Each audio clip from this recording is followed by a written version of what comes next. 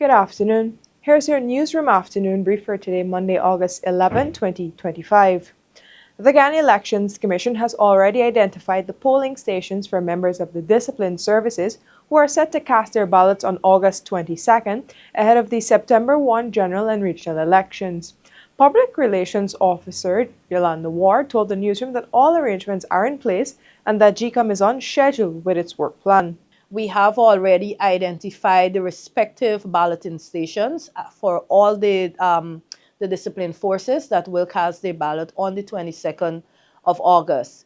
So all our preparations are in place in relation to logistics. We've worked out all our logistics arrangements to ensure that all our polling stations across the country on the 1st of September in particular is ready for the conduct of the poll from 6 a.m. We have been conducting refresher training for all the polling station workers that have been selected to work to ensure that at the conduct of the poll that we maximize efficiency and effectiveness. So those refresher training are ongoing. Our ballots will be arriving within another few days so that we prepare to ensure that everything is packed and ready for the efficient conduct of the elections on the 1st of September. And so we want persons to ensure that they pay keen attention to knowing their rights, knowing their responsibilities, and also to be familiar with election offenses and to ensure they guard against committing election offenses during the elections period. For years, the people of Bartica have relied on their riverside hub as a lifeline to the rest of Guyana, and now the gateway has been transformed. President Dr. Irfaan commissioned the new $553 million Bartica Stelling, a modern, safer, and more efficient port facility that promises to reshape daily life in Region 7. Speaking at the commissioning ceremony yesterday, President Ali hailed the project as a major investment in the region's economic transformation, underscoring the port's role in supporting tourism, mining, agriculture, and trade. Bartica's waterfront has turned a new page in its history. On Sunday, President Dr. Irfaan not only commissioned the brand new $553 million sterling, but also unveiled an ambitious second phase of development, one that would make the mining tongue a premier tourism hub. At the heart of the plan is a state-of-the-art tourism marina and modern terminal designed to attract yachts, boost boating activities, and enhance visitor experiences. The marina will be integrated into Guyana's expanding transport network with upgraded waterfronts in other regions and new vessels to improve connectivity. There was a time in our country when we could have afforded to have 10 or 12 individual waterfront facilities, but we don't have the land and we don't have the water frontage for that now. So we have to build massive facility to support the development across the different regions and water integration in the transport system. We're investing in at least within the next 6 months, Thomas, at least 3 new vessels. Yep. Two already signed. And 3 wood ones for the river. Exactly, 5. New vessels. The newly completed stelling is replacing outdated infrastructure with a safer, more efficient port to serve tourism, mining, agriculture, and trade.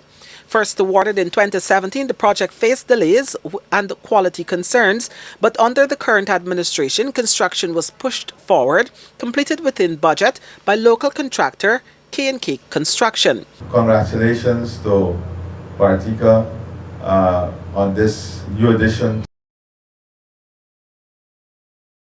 Structure landscape. As I said, you will have phase 2. You have to care the infrastructure. That's important. And one of the most important checkpoints, I think, in all of these infrastructure to tell you what level we are taking care of them is the washroom facilities. You know, we have to get right. From Parika to Port Kaituma, similar upgrades are planned as part of the government's National Port Modernization Program. And in Bartica, for residents, it's more than a new stelling. For the newsroom, Kurt Campbell. A Partnership for National Unity presidential candidate Aubrey Norton promised to keep electricity rates low in the mining tongue of Linden should the party be elected after the September 1 general and regional elections. APNU, the main political opposition, took its election campaign to Linden on Sunday, hoping to fire up its longtime stronghold.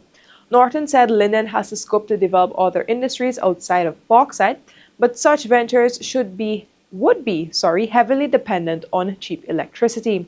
As such, he promised that APNU would work assiduously to ensure that there's always cheap electricity here. However, he accused the government of planning to hike the electricity costs beyond the current subsidized rates. The governing People's Progressive Party Civic said this will not be done. Linden's current electricity demand stands at about 11 megawatts.